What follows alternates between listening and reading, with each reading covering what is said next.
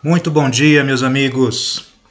Vamos aí começar mais um dia de estudo. Hoje, como vocês podem ver aí, nós vamos falar um pouquinho sobre uma teologia bíblica sobre Deus. Eu vou apresentar aqui por esses domingos essa ideia de uma teologia bíblica mesmo, né? Nós vamos buscar o que a Bíblia nos fala sobre Deus, domingo que vem sobre Jesus, no próximo domingo sobre o Espírito Santo. É uma teologia bíblica que eu vou usar aqui, mas não é de fato um estudo aprofundado sobre teologia bíblica. Por exemplo, eu não vou partir do pressuposto de tratar da existência ou não de Deus, que é também um assunto que nós podemos estudá-lo a partir de uma teologia bíblica, né? Dando razões para que a gente de fato acredite na existência de Deus, né? Mesmo porque também, como disse um certo filósofo, ninguém afirma Deus não existe sem antes ter desejado que ele não exista, né? Então, evidentemente que isso talvez não se aplique a 100% daqueles que se dizem ateus, mas é possível verificar isso em muitos deles. Assim, existe muito mais um desejo de que Deus não exista, né? Até para que eles se sintam confortáveis, do que de fato uma convicção que possa ser demonstrada ou mesmo crida por eles, né? Então é muito mais um desejo de que Deus não exista, mesmo porque quando nós entendemos e acreditamos na existência desse Deus, desse ser supremo, isso tem uma série de implicações para conosco, né? O ser humano, ele sendo limitado no tempo e no espaço, né, e sendo Deus um ser infinito, fica claro que a gente só pode entender Deus a partir do momento que Ele decide se revelar a nós. E nós vamos entender Deus a partir dessa revelação que Ele fez para nós, que é a Bíblia. Como eu já disse em estudos passados, né, demonstrando a importância da Bíblia, demonstrando como de fato a Bíblia é um livro inspirado por Deus. Isso está em vídeos anteriores aí para quem de repente ficar curioso e não tenha visto. Ali fica muito claro, né, que a Bíblia não é um livro simplesmente escrito por seres humanos, é muito mais do que isso, é impossível que os seres humanos tenham criado este livro sozinho, e sem dúvida nenhuma Deus está por trás, inspirando cada um dos profetas e cada um daqueles que escreveram esse livro. Então nós vamos entender Deus, quem é Deus, a partir daquilo que a Bíblia nos explica sobre Deus. Então nós vamos pensar em algumas características de Deus, tá? Essas características, quando a gente fala em questão de teologia, elas são chamadas de os atributos de Deus, tá? Então são algumas qualidades, né? São alguns atributos de Deus que descrevem esse ser supremo de uma forma que nós possamos saber um pouco sobre como ele é. Porque lembrando, né, ninguém pode conhecer Deus exatamente como Ele é, em sua plenitude. Por quê? Porque Deus é infinito, né? Uma coisa que é infinita não tem como caber na minha cabeça limitada, né, na minha cabeça que é finita. Mas em suas escrituras, Deus ele nos revelou aquilo que Ele considerou essencial para que a gente pudesse conhecê-lo, para que a gente pudesse adorá-lo. Então é isso que nós vamos pensar um pouquinho hoje, tá? Alguns desses atributos, algumas dessas qualidades de Deus, elas são incomunicáveis. O que quer dizer isso? Quer dizer que pertencem somente a Ele, pertencem somente a Deus, e Ele não compartilha desses atributos com nenhuma de suas criaturas, né? E existem outros atributos, esses sim são comunicáveis, que Ele compartilha em certa medida com as suas criaturas, e nós vamos ver um pouquinho daqui a pouco também sobre essas. Mas eu queria começar falando desses atributos que são incomunicáveis, que são eles que fazem a gente entender um pouquinho sobre esse ser e sobre por que ele é tão diferente de nós, porque ele está tão acima de nós.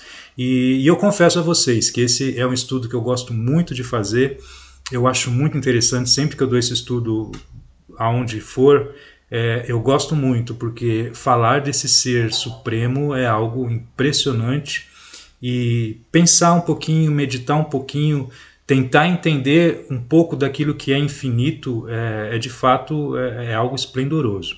Então nós vamos começar pensando nesses atributos incomunicáveis, que são apenas e tão somente de Deus, somente esse ser divino os possui. O primeiro que eu queria pensar com vocês é a autoexistência. O que é que significa Deus ser autoexistente?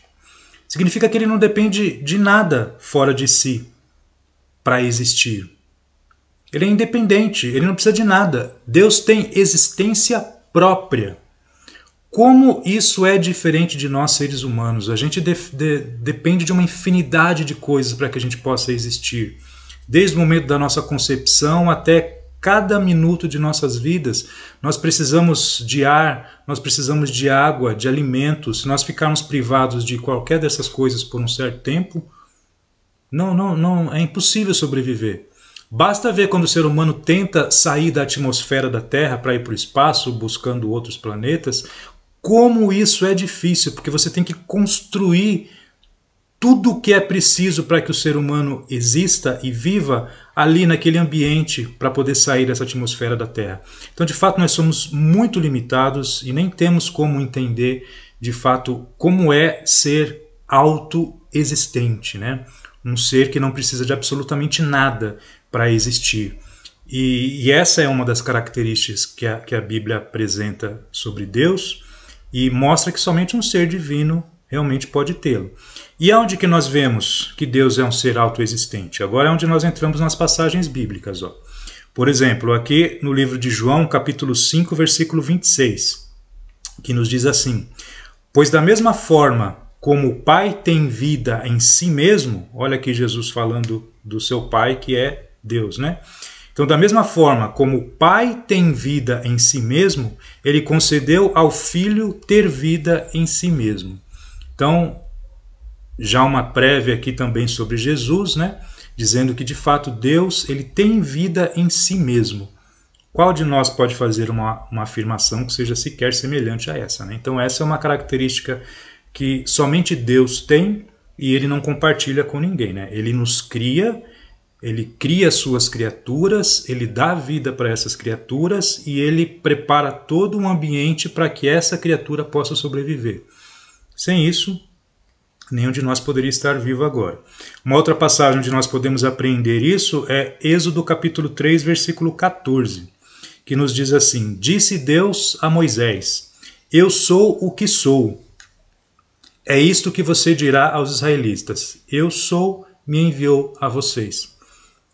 Quando nós pensamos em nome na Bíblia, quando a Bíblia fala em nomes, este nome ele procura representar de forma clara aquilo que a pessoa é.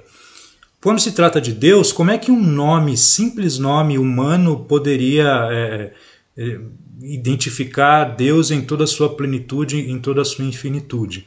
Então, por isso que nessa passagem aqui do livro de Êxodo, quando Deus se apresenta a Moisés, ele se apresenta como eu sou o que sou. Porque como que você vai exemplificar o que é Deus? Então, a única forma humana para que Deus pudesse identificar a nós foi essa. Simplesmente eu sou o que sou. Eu não tenho como explicar para você, porque você não teria como compreender. E mesmo em palavras humanas seria impossível encontrar uma palavra que pudesse definir esse ser. Então simplesmente Deus ele é o que ele é, ou seja, e ele é autoexistente sendo o que ele é. Então são dois versículos aí que nos demonstram um pouquinho isso. Eu peço desculpa a vocês se eu tossi um pouco durante a transmissão hoje, minha garganta não está muito bem, mas isso não vai nos impedir, né? Vamos seguir aqui o nosso estudo. Uma próxima característica, né, de Deus é que Deus ele é único. Então isso seria a singularidade de Deus, né? Não existe ninguém que seja igual a Deus. Quando você pensar em um ser com tamanho poder, com um ser autoexistente, com tamanho conhecimento, ou seja, qualquer característica, qualquer atributo que você coloque nesse ser, é impossível se chegar a algo que se aproxime sequer minimamente desse ser. Então, de fato, Deus é único e a Bíblia nos diz isso claramente também.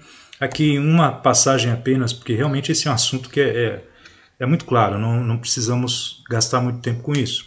Deuteronômio capítulo 6, versículo 4 nos diz assim: Ouça, ó Israel, o Senhor, o nosso Deus, é o único Senhor.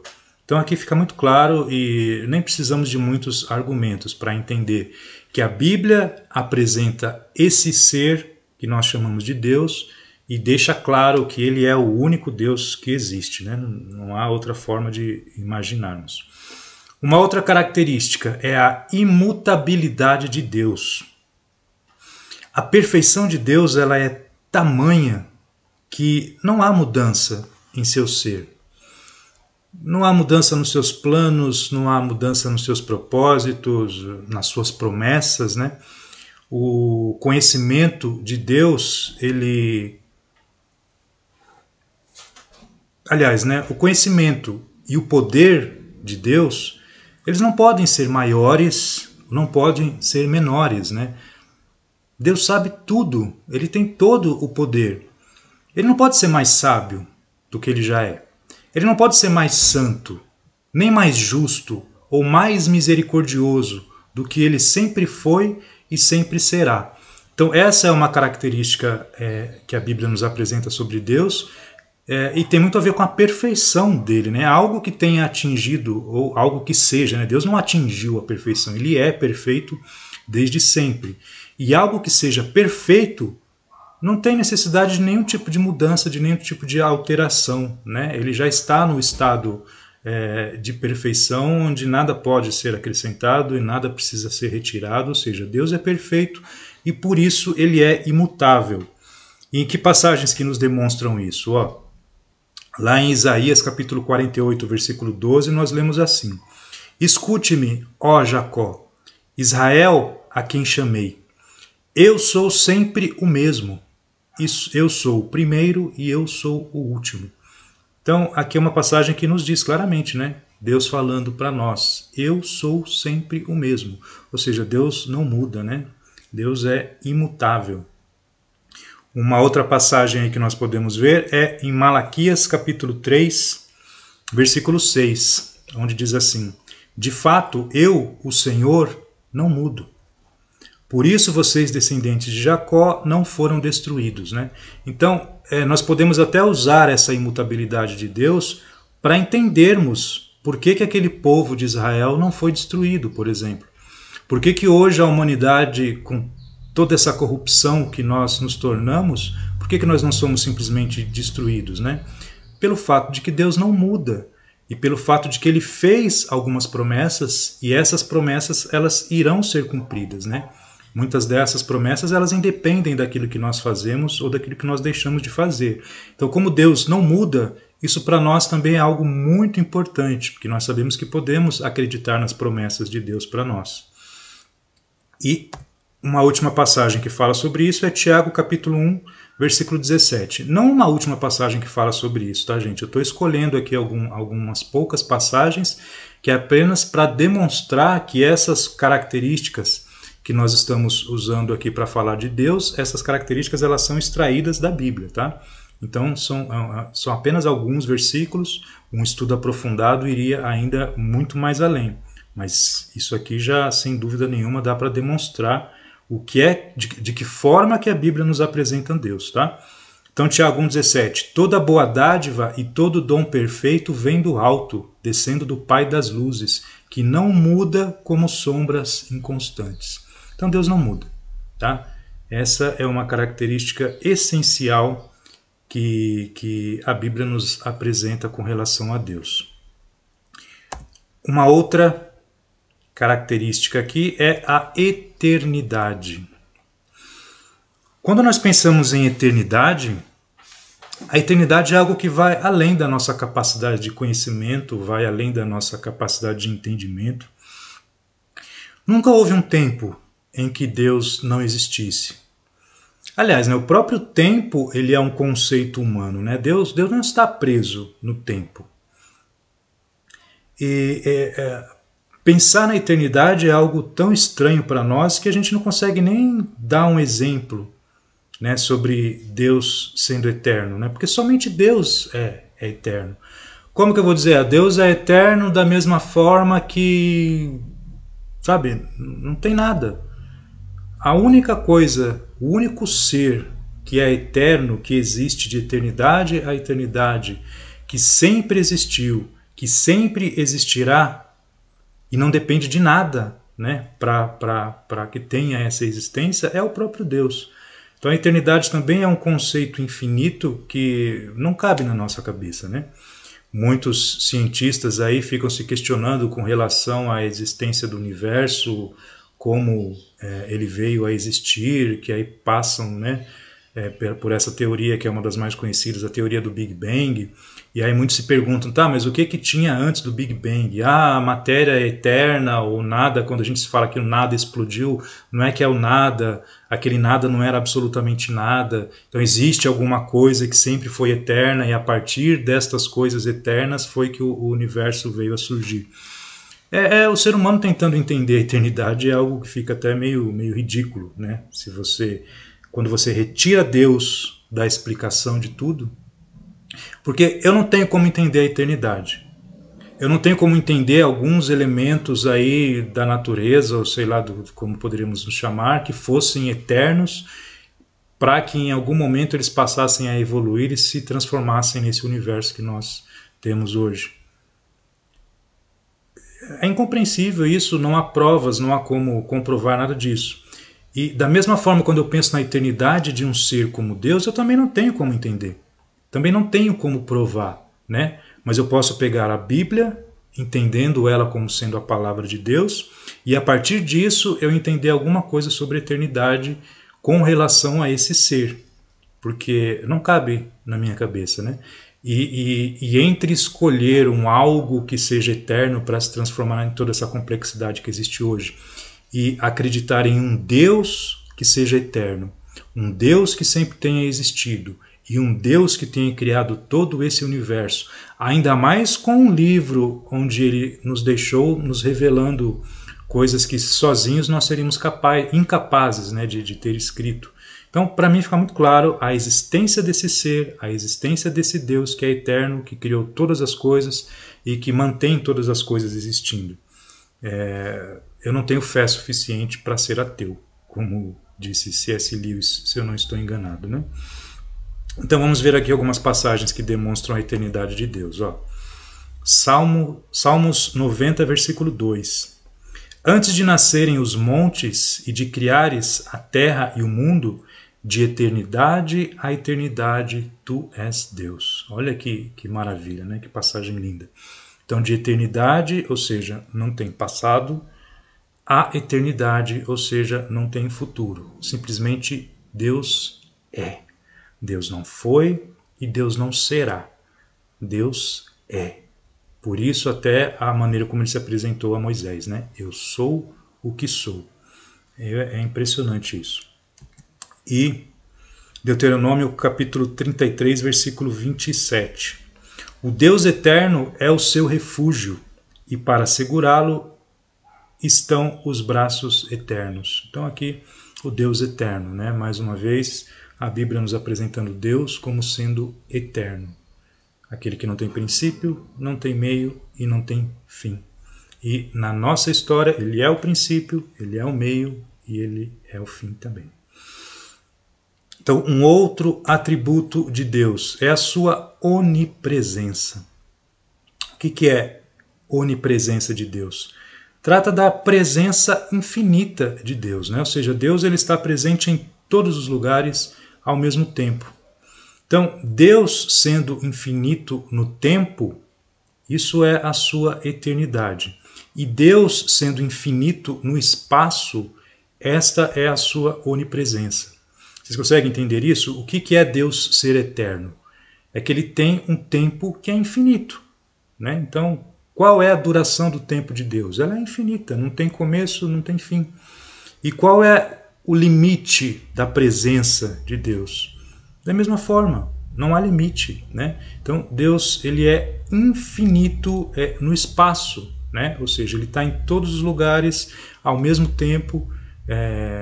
E isso é que significa Deus ser onipresente. Nós vemos isso lá, por exemplo, em Jeremias capítulo 23, versículos 23 e 24, que diz assim, ó, Sou eu apenas um Deus de perto? Pergunta o Senhor, e não também um Deus de longe? Poderá alguém esconder-se sem que eu veja? Pergunta o Senhor. Não sou eu aquele que enche os céus e a terra? Pergunta o Senhor.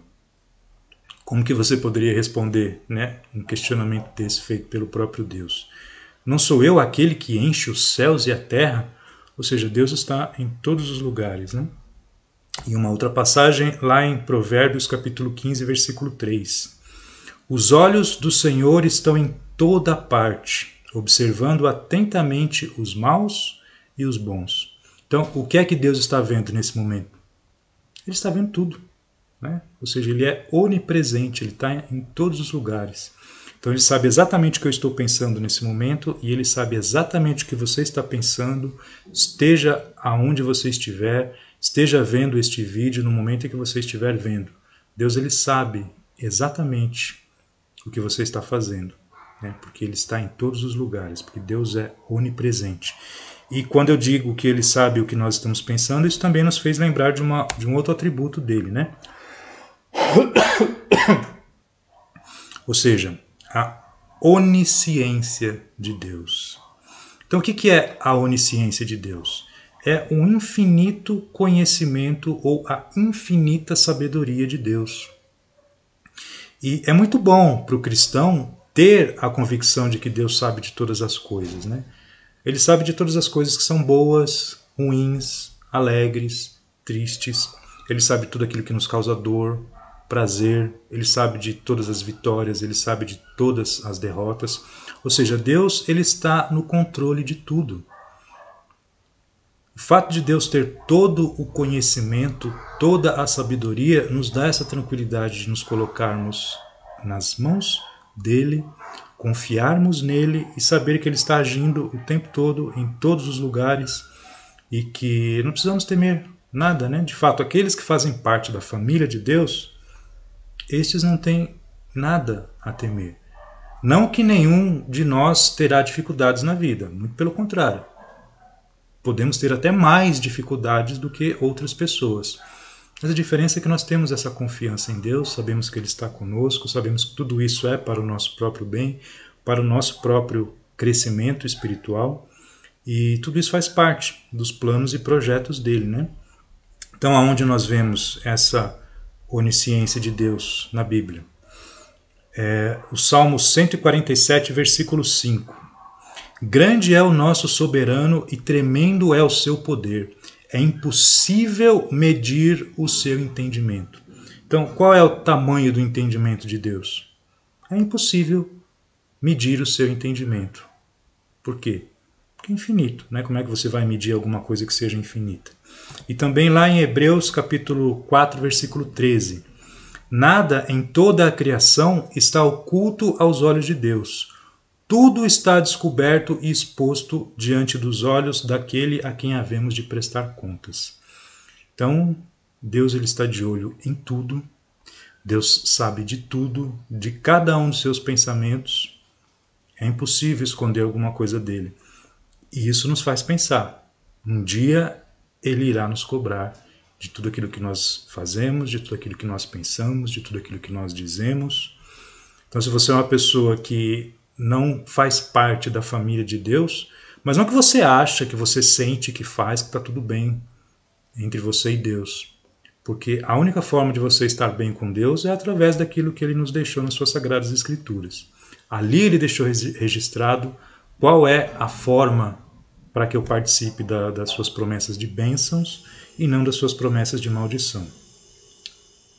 E quando pensamos nesse dia do juízo, quando pensamos que um dia Deus ele vai cobrar de nós todas as nossas atitudes e todas as nossas decisões, esse aqui é um atributo que nós não podemos deixar de lado neste momento, que é a onipotência de Deus. Eu achei essa imagem muito bonita, né? Uma mão segurando galáxias e planetas aí, né?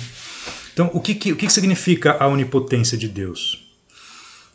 Se o tempo, a presença, o conhecimento e o poder de Deus são infinitos, de fato nós entendemos que esse ser ele é todo poderoso, né? Isso significa que Deus ele pode fazer tudo o que ele quiser. Ninguém está acima. Ninguém é superior a esse ser, né? Como nós dissemos também que ele é único, né? Ninguém se assemelha a ele. E ninguém pode ir contra a sua vontade. Na Bíblia nós temos diversas descrições de situações e de atitudes que nós temos que vão contra a atitude de Deus. Isso não é uma coisa boa. Quando nós somos cobrados por isso, aqueles que estiverem contra a vontade de Deus vão ter que se colocar diante desse ser onipotente, que pode fazer qualquer coisa que ele quiser, né? E lá em Jó, capítulo 42, versículo 2, ó. Sei que podes fazer todas as coisas, nenhum dos teus planos pode ser frustrado. Deus tem planos para a humanidade. Ele deixou esses planos descritos ali. E esse plano de Deus ele tem dois desfechos. Um é a eternidade na presença de Deus. O outro é um lugar descrito por Jesus como um lugar em que só haverá choro e ranger de dente. E esses dois destinos eles são eternos. A maneira, as decisões que você tomar nessa vida que nós temos é que vai definir se você vai se colocar sob a vontade soberana desse Deus ou se você vai ser rebelde e ignorar. Lá no Salmos, capítulo 89, dos versículos 6 a 8, nós lemos assim, ó. Pois quem nos céus poderá comparar-se ao Senhor? Quem dentre os seres celestiais assemelha-se ao Senhor? Na Assembleia dos Santos, Deus é temível, mais do que todos os que o rodeiam. Ó Senhor, Deus dos exércitos, quem é semelhante a ti? És poderoso, Senhor, envolto em tua fidelidade. Na verdade, essa passagem aqui, ela fala, né, de diversas características de Deus aqui.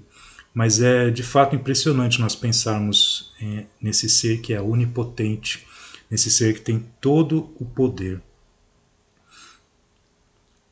Lá em Jeremias, capítulo 32, versículo 27.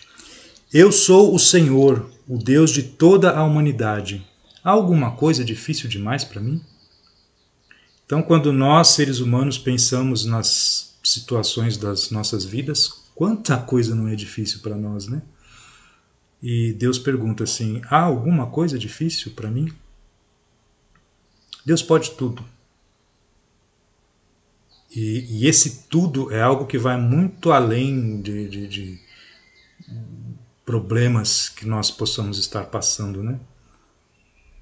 Deus pode todas as coisas. O que nós pensamos quando olhamos para esses atributos, para essas características de Deus? A única coisa que pode vir na nossa mente não é, de fato, a perfeição de Deus? Isso também é um atributo dele, né? Ser perfeito é possuir todas as qualidades possíveis. E como pensar em um ser que seja ao mesmo tempo justo e amoroso, santo e misericordioso, eterno, onisciente, onipotente e onipresente de outra forma que não seja perfeito? Deus, ele é perfeito. Não há nada em Deus que possa ser melhorado e nada jamais vai se deteriorar, vai ser piorado. Essa é uma característica que somente Deus tem, né? Quem que pode dizer de si mesmo, não, eu sou perfeito? Possível, né? Inimaginável, eu não diria nem apenas impossível, mas é inimaginável nós pensarmos nesse padrão de perfeição, né? Isso só é possível realmente quando nós pensamos nesse ser aí de quem que nós estamos estudando, que é o Deus Todo-Poderoso. Lá em Mateus capítulo 5, versículo 48. Portanto, sejam perfeitos como perfeito é o Pai Celestial de vocês. Então aqui é uma passagem impressionante, primeiro porque ela nos mostra, né, que o Pai, que Deus, ele é perfeito. Agora, esse pedido que é feito para nós é algo que deveria nos assustar. Sejam perfeitos. E se eu olhar para mim, se eu olhar para as minhas atitudes, para os meus pensamentos, para a minha falta de obediência, como é assustador pensar em que eu preciso me tornar perfeito, porque Deus é perfeito. Então, quando eu olho para mim, essas coisas são impossíveis. Quando é que isso se torna possível? É somente quando eu olho para Ele. Quando eu olho para Deus, eu vejo que Ele é quem vai operar essa transformação em mim. E eu nada mais posso fazer a não ser ir lutando contra as minhas imperfeições, buscando me agarrar a esse Deus como sendo a rocha da minha salvação e crer que Ele vai fazendo esse processo em mim, que é o que a Bíblia chama de santificação. Então é um processo também que é divino, é um processo também que é miraculoso, e Deus nos tornará perfeitos através de Cristo Jesus, através do sacrifício de Cristo, para que desta forma a gente possa entrar na presença dele depois do julgamento final. E aí sim, sendo perfeitos como Deus é perfeito, entraremos na sua presença e passaremos a eternidade ao lado desse ser maravilhoso. Então essas foram alguns atributos, né, incomunicáveis de Deus, que são aqueles que pertencem somente a Ele. Né? Somente Ele é perfeito, somente Ele é eterno, somente Ele tem toda a sabedoria. Então são essas as características que a Bíblia nos apresenta para que a gente entenda um pouco sobre quem é esse ser maravilhoso, esplendoroso, que é o nosso Deus. Agora eu queria falar um pouquinho sobre os atributos comunicáveis, né? São atributos comunicáveis, eles também podem ser chamados de atributos morais, e são aqueles que demonstram como Deus está muito além das suas criaturas, né? Porque quando nós olhamos para Ele e vemos esses atributos que são incomunicáveis, nós entendemos a sua imensidão, a sua infinitude, a sua perfeição, e aí nós aprendemos que aquilo que existe em nós, que nos torna humanos, a nossa inteligência, a nossa sabedoria, o nosso humor, todas as características que nós temos, todos os atributos que nós temos, eles também vêm do próprio Deus. Então ele compartilha esses atributos conosco, evidentemente que isso em uma certa medida, né? Nenhum de nós tem a plenitude dos atributos que Deus compartilha conosco, apenas Ele. Então, aquilo que for dito agora do que é comunicável, quando eu penso no ser humano, eu penso isso em uma forma limitada. E esse mesmo atributo ele também se aplica a Deus, mas na pessoa dele, esse atributo ele é perfeito, assim como todos os outros que nós vimos até aqui. Tá? Deixa eu ver aqui. Deus ele se manifesta como um ser moral, tá? Então ele compartilhando alguns de seus atributos conosco, o que ele espera? Ele espera que nós busquemos, né? Que nós procuremos ser seres moralmente corretos, assim como ele é. Por isso que é tão difícil olhar para a sociedade, né? Como nós nos afastamos dos valores de Deus e, muito pelo contrário, né? A sociedade tem dito cada vez mais que esses valores são valores retrógrados, são valores ultrapassados. E, de fato, nós precisamos olhar para Deus para melhorarmos, ao menos, a nossa condição de existência, né? A nossa vida. Então, essas qualidades que veremos são apenas algumas, né? E devemos saber que em nós elas são limitadas, né? Então, foi aquilo que eu já falei também, né? Em Deus elas são perfeitas. Mas o que Deus quis quando Ele compartilhou essas características conosco, né? Ele queria que nós, nesse sentido, nós fôssemos semelhantes a Ele, né? Então, nesses aspectos, nós somos semelhantes a Deus. Afinal de contas, todos somos criados à imagem e semelhança dele mesmo, né? Deixa eu ver a hora aqui. Tá. Então, um primeiro atributo aí que Deus ele compartilha conosco é a sabedoria. Então, como nós já vimos, Deus ele é infinitamente sábio, né? Então, todas as decisões de Deus elas são perfeitas. Agora, em certo grau, ele compartilha a sua sabedoria com os homens. Evidentemente que nunca de forma plena, né? Agora, tanto que nós até podemos pedir mais sabedoria para Deus. Isso nós vemos aqui em Tiago, capítulo 1, versículo 5. Se algum de vocês tem falta de sabedoria, peça a Deus, que a todos dá livremente de boa vontade e lhe será concedida.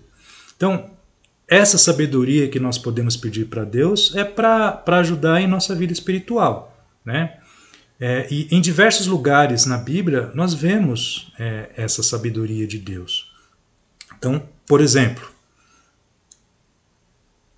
em Jó capítulo 9, versículo 4, nós lemos assim: Sua sabedoria é profunda, seu poder é imenso.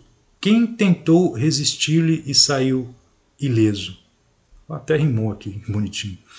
Então, a sabedoria de Deus ela é profunda, né? Então, Deus é um ser profundamente sábio, né? Ele é infinitamente sábio. E ele compartilha conosco dessa sabedoria. Se alguns seres humanos são de fato muito inteligentes, né? Podemos pensar, aí, por exemplo, em Albert Einstein, uma das maiores mentes que já existiram. Essa inteligência é somente porque Deus compartilhou com ele. E se nós evoluímos e aprendemos também e nos tornamos até certo ponto sábios, é porque Deus compartilha conosco dessa sua sabedoria que é infinita. E lá em Jó, capítulo 12, versículo 13, Deus é que tem sabedoria e poder, ele tem conselho e entendimento. Então Deus tem sabedoria, assim como tem poder, e ele compartilha conosco dessa sabedoria, como nós estamos vendo aqui. Um outro atributo é a santidade de Deus.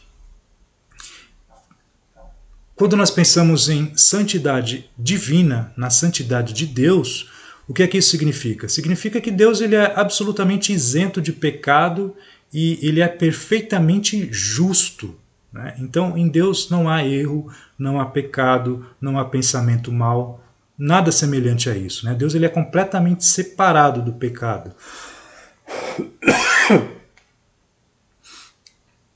Então, essa santidade de Deus, ela comprova a sua absoluta pureza moral.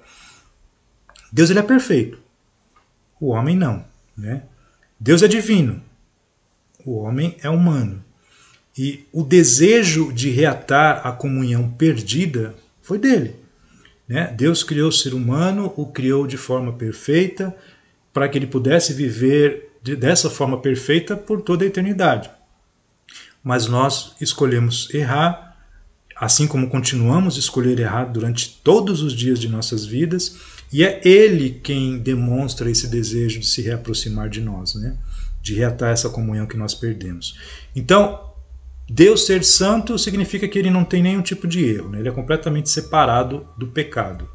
E o que é nós sermos santos, né? A nossa santidade, ela representa que nós fomos separados por Deus para termos uma vida moralmente melhor, né? Por quê? Porque nós somos remidos. Então, essa santidade, quando Deus compartilha com os seres humanos, a gente pensa principalmente naqueles que, de fato, aceitam Jesus como seu Senhor, como seu Salvador, e passam a fazer parte da família de Deus. Aí, nesse momento, nós somos separados por Deus para termos uma vida diferenciada da vida que as pessoas normalmente levam. E é assim que Deus vai trabalhando em nós essa santidade, para que nós também cada vez mais sejamos separados do pecado, né? Ou seja, quando nós passamos a entrar nessa vida de santidade, nós não podemos mais nos entregar ao pecado, né? Então a gente começa de fato a nos esforçarmos em viver de uma forma diferenciada, de uma forma separada de tudo isso que a gente sabe que é errado e que entristece Deus. E a Bíblia é farta, né? Quando ela fala sobre a santidade de Deus, e ao mesmo tempo ela também é farta em recomendações para que todo aquele que se aproxime dele seja santo. Então, lá em Levíticos capítulo 11, versículo 44, por exemplo, nós lemos assim: Pois eu, o Senhor, Deus de vocês, pois eu sou o Senhor, Deus de vocês, consagrem-se e sejam santos, porque eu sou santo.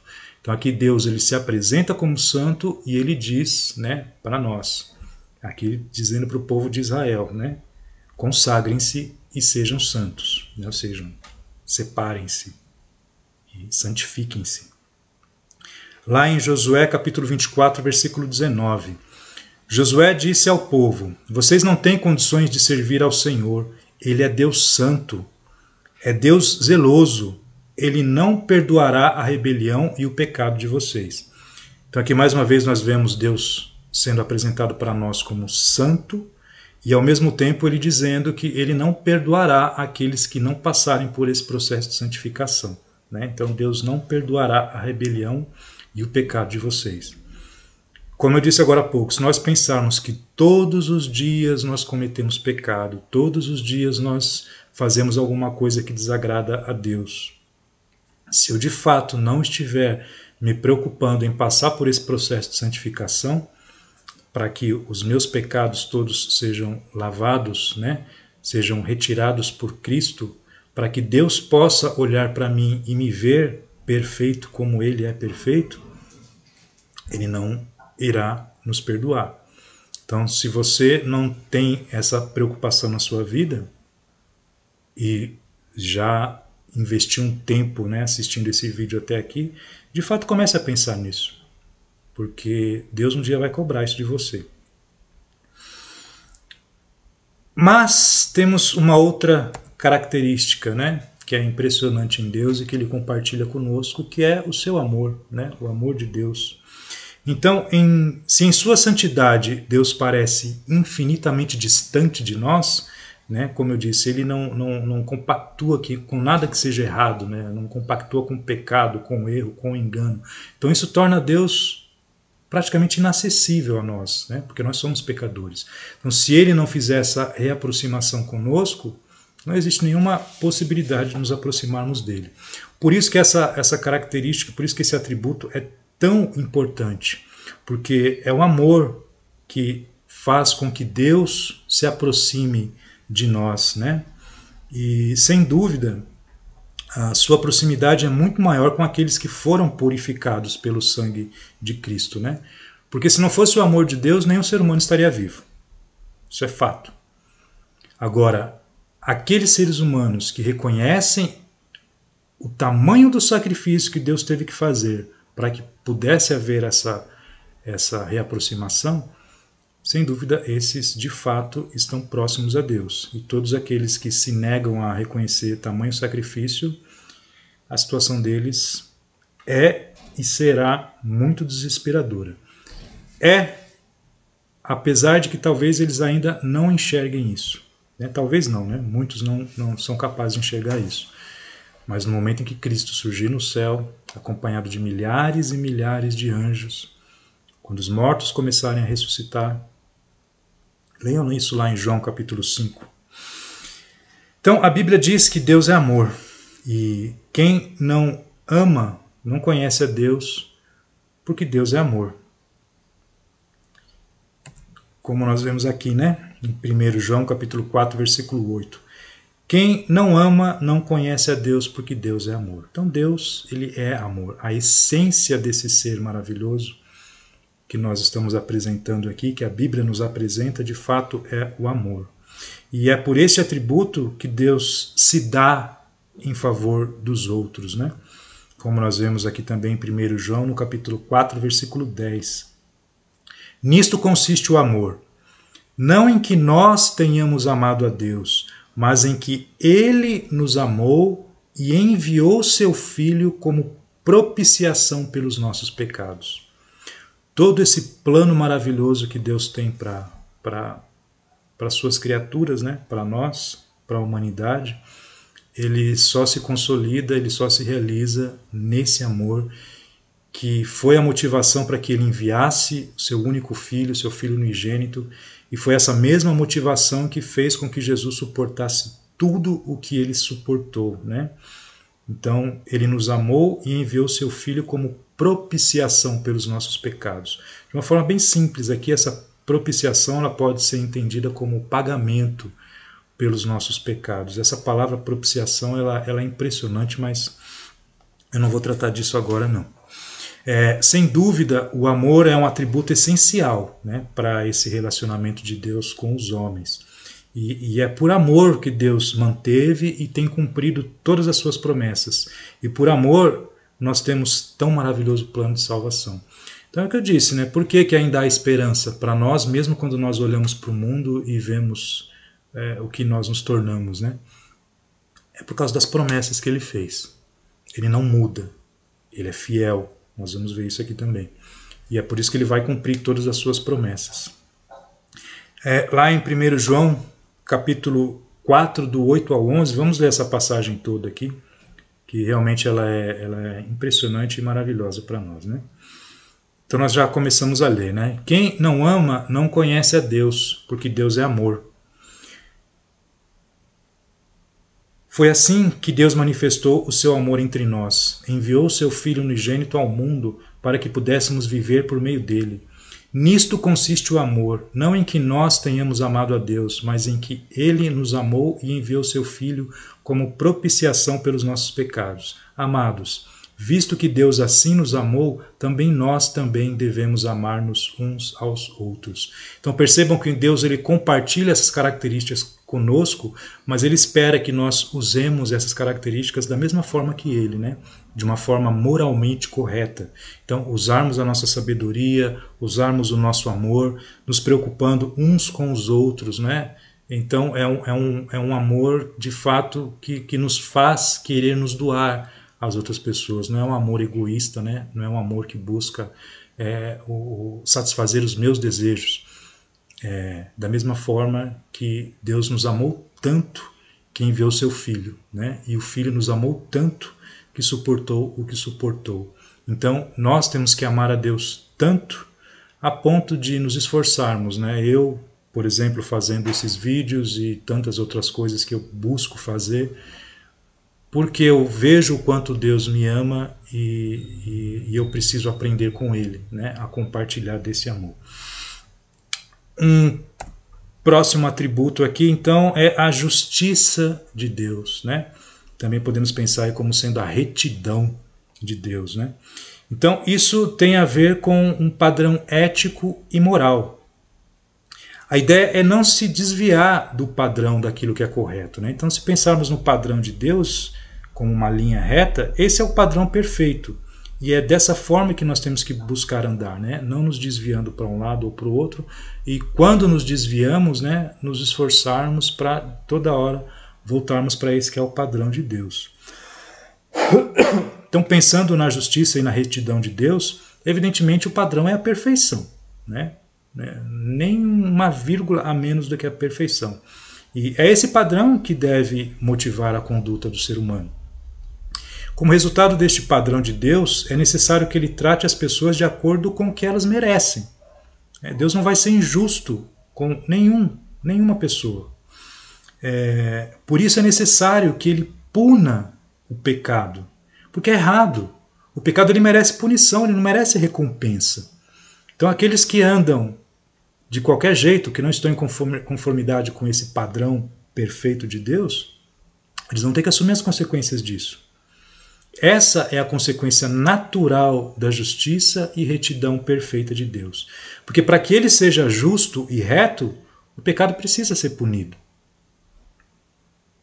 E será. E a Bíblia ela fala muito sobre a retidão de Deus e também exortações para que todos sejamos retos assim como ele é, né? Então lá em Gênesis capítulo 18, versículo 25. Longe de ti fazer tal coisa, matar o justo com o ímpio, tratando o justo e o ímpio da mesma maneira. Longe de ti. Não agirá com justiça o juiz de toda a terra? Então Deus ele vai ser justo. Qual que é a diferença de um pecador que entregou sua vida a Jesus e um pecador que se recusa a reconhecer esse sacrifício? Se todos nós somos pecadores, Cristo carregou os pecados daqueles que aceitam o sacrifício dele e pagou o preço por esses pecados, que é aquela propiciação que nós vimos agora há pouco. Então, a ira de Deus, quando se derramar com sua infinitude dos céus em direção a nós, seres humanos, aqueles que colocaram seus pecados em Cristo, a ira de Deus ela não cairá sobre ele, mas ela será desviada, caindo em cima de Jesus naquela cruz. Por isso é que nós podemos ser perdoados. Agora pensem, aqueles que continuam agarrados aos seus pecados, que irão ser punidos. Quando a ira de Deus infinita cair sobre essas pessoas, que triste dia será esse. E isso também serve como uma explicação de por que o inferno será eterno. né? Para algumas pessoas parece impossível pensar em um ser que é amor punindo criaturas durante toda uma eternidade. Acontece que a ira de Deus, assim como cada um desses atributos que nós estamos vendo aqui, a ira de Deus também ela é infinita.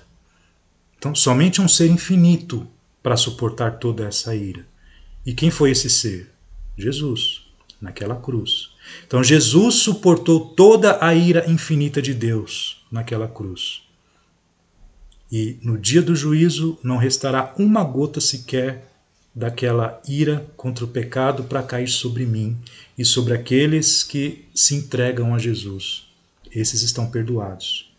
Agora, aqueles que continuam agarrados aos seus pecados, durante quanto tempo a ira de Deus vai cair sobre eles? Se a ira é infinita, essa ira irá cair sobre eles por toda a eternidade. Porque foi essa mesma ira que caiu sobre Jesus.